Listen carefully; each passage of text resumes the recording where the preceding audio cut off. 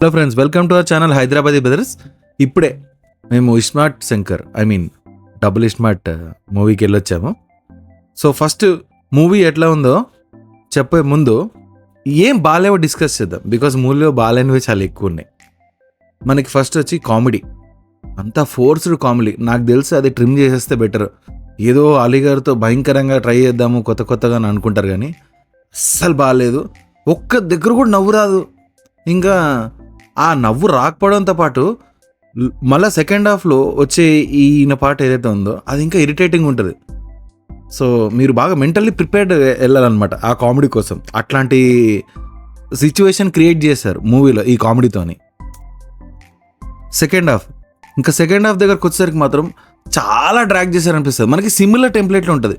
మనకి స్మార్ట్ శంకర్లో ఎట్లా అయితే హీరో సడన్గా ఒకసారి అటు సైడ్ క్యారెక్టర్ చేంజ్ అవ్వడం, లేకపోతే మళ్ళీ తను ఒరిజినల్ క్యారెక్టర్ రావడము, సేమ్ టెంప్లెట్ సెకండ్ హాఫ్లో జనరేట్ చేద్దామని చూశారు కామెడీ. దాంతో అస్సలు వర్కౌట్ అవ్వలేదు. అండ్ మనకి ఒక టైంకి వచ్చేసరికి అసలు ఏంది ఇది, ఎందుకు జరుగుతుంది అనిపిస్తుంది. అండ్ ఇంకోటి, ఫిలింలో ఈసారి మదర్ కనెక్షన్ తీసుకొచ్చారు. యాక్చువల్గా అయితే ఒక స్ట్రాంగ్ రీజన్ ఉండాలి ఎప్పుడైనా సరే హీరోకి ఇట్లా ఒక పగ కానివ్వండి. దీంట్లో ఆ స్ట్రాంగ్ రీజన్ చూపించారు, కానీ కరెక్ట్ మనం మిస్ అవుతాం. ఎందుకంటే సంజయ్ దత్ ఒక సింపుల్ రీజన్కి వాళ్ళ మమ్మీని చంపేస్తాడు. అఫ్కోర్స్ దానికోసం హీరో ఫీల్ అవుతాడు, చంపాలనుకుంటాడు. కానీ ఏంటంటే మనం ఆ కనెక్ట్ మిస్ అవుతాం. అది ఎందుకు మిస్ అవుతామని అంటే, ఝాన్సీ గారు వాళ్ళ మదర్ ఉంటారు. అక్కడ వరకు కూడా మనకి అవును చాలా బాధేస్తుంది. కానీ సెకండ్ హాఫ్లో ప్రగతి గారిని తీసుకొచ్చి కొంచెం వాళ్ళ మమ్మీ రిజంబ్లెన్స్ ఇచ్చి అక్కడ సెంటిమెంటల్ టచ్ యాడ్ చేద్దామని చూస్తారు. విచ్ ఇస్ లైక్ ఫిలింలో ఇంకా వర్స్ట్ పార్ట్ అనుకోండి అదే. ఎందుకంటే హీరో ఇంకా మదర్తో కనెక్ట్ అవ్వాలి కాబట్టి కంపల్సరీగా ఇది ఉండాలి అని పెట్టినట్టు ఉంది.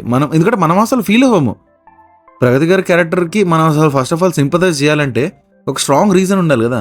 ఝాన్సీ గారు అంటే ఒరిజినల్ మదర్, ఫైన్, తనని చంపేశారు, తిను కొడుకులాగా తన వీళ్ళని చంపాలనుకున్నాడు, బాగానే ఉంది.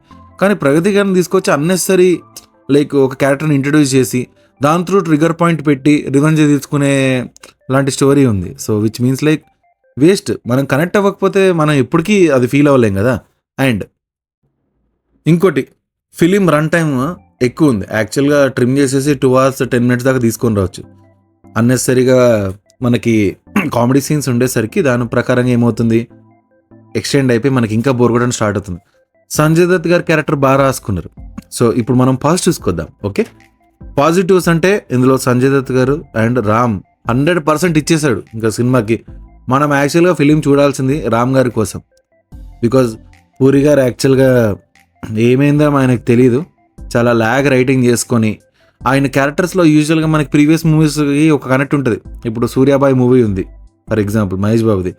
అందులో మనం కనెక్ట్ అవుతాం హీరోకి. హీరోతో పాటు మనం జర్నీ చేస్తూ ఉంటాం, ట్రావెల్ అవుతాం. కానీ ఇక్కడ మనకు ఆ కనెక్ట్ మిస్ అవుతుంది. మేబీ ఆ ప్లాట్ అనేది మనకి సిమిలర్గా తెలిసి ఉండడం వల్ల ఒక టైంకి చాలా బోర్ కొట్టేస్తుంది. ప్రతిసారి చేంజ్ అవ్వడము, ప్రతిసారి ఒక్కసారి సంజయ్ దత్ లాగా బిహేవ్ చేయడం. ఎందుకంటే మన ట్రైలర్లో చూపిస్తారు కదా, సంజయ్ దత్ బ్రెయిన్ నాకు పెడతారు.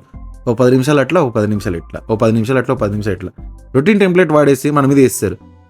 100% ఇచ్చింది మాత్రం ఇద్దరు, సంజయ్ దత్ ఇచ్చారు అండ్ రామ్ ఇచ్చారు. మిగిలిందంతా నార్మల్. అండ్ వీటన్నిటికంటే భయ్య అసలు లాస్ట్లో ఒక ట్విస్ట్ ఉంటుంది. ఆ ట్విస్ట్ రివీల్ చేసేసరికి మనకి ఉన్న మ్యాటర్ అంతా కూడా జ్యూస్ అయిపోద్ది. ఇంకా ఇది ఒక ట్విస్టా అన్నట్టు మా థియేటర్లో అయితే దారుణంగా ఆ ట్విస్ట్ రివీల్ చేయగానే అబ్బో ఎంత గొప్పదో ట్విస్ట్ అని క్లాప్స్ కూడా కొట్టారు. అంటే చాలా సర్కాస్టిక్ వేస్లో కొట్టారనమాట. సో అట్లా అయిపోయింది మూవీ. రామ్ గారి కోసం చూడొచ్చు. ఫస్ట్ హాఫ్ బాగుంది, సెకండ్ హాఫ్ మాత్రం ఇంకా లైట్ తీసుకోండి. అంతంత మాత్రం పార్ట్స్ బై పార్ట్స్ బాగుంది. ఓవర్గా రామ్ గారి ఫ్యాన్ అయితే మాత్రం మంచిగా ఒకసారి చూడొచ్చు. Movie average. కానీ ఇంకా లేదు మనకి కంపల్సరీగా స్టోరీ గట్టిగా ఉండాలి అట్లా అంటే మాత్రం ఇంకా మీరు తర్వాత ఒకటిలో చూసుకోవచ్చు, ఏం ప్రాబ్లం ఉండదు. మూవీ అయితే రామ్ గారి కోసం ఒకసారి మంచి చూడొచ్చు.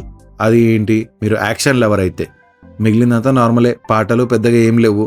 హీరోయిన్ అయితే ఇంకా ఎక్కడైతే ఎట్లా యూజ్ చేయాలో అట్లా యూజ్ చేసారు, కథం అయిపోయింది. క్యారెక్టర్ వైజ్గా తను ఎట్లా చూపించాలో అట్లా చూపించినారు.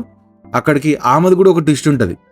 ఇంకా ఆ ట్విస్ట్ ఎందుకు లేండి, అసలు ఆ ట్విస్ట్ అని చెప్పి మనకు డే 1 నుంచి తెలుస్తుంది. ఎందుకంటే తెలిసి ఒక సూపర్గా ఉండే అమ్మాయి ఒక బస్తీలోకి వచ్చి ఎందుకు మన హీరోకి పడుతుంది, ఏదో ఒక చక్మా ఈయనకే కదా. అది చాలా రొటీన్ టెంప్లెట్ రాసుకురు అనమాట.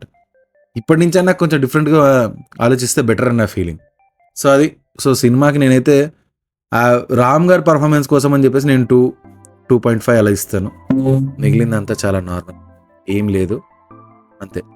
సో ఇది మా రివ్యూ అనమాట. మీకు ఎట్లా అనిపించిందో కామెంట్ సెక్షన్లో తెలియజేయండి. అట్లనే మా ఛానల్లో కొత్త కొత్త వీడియోస్ అని వస్తే సపోర్ట్ చేసి ప్లీజ్ సబ్స్క్రైబ్ చేసుకొని షేర్ చేయండి. Thank you.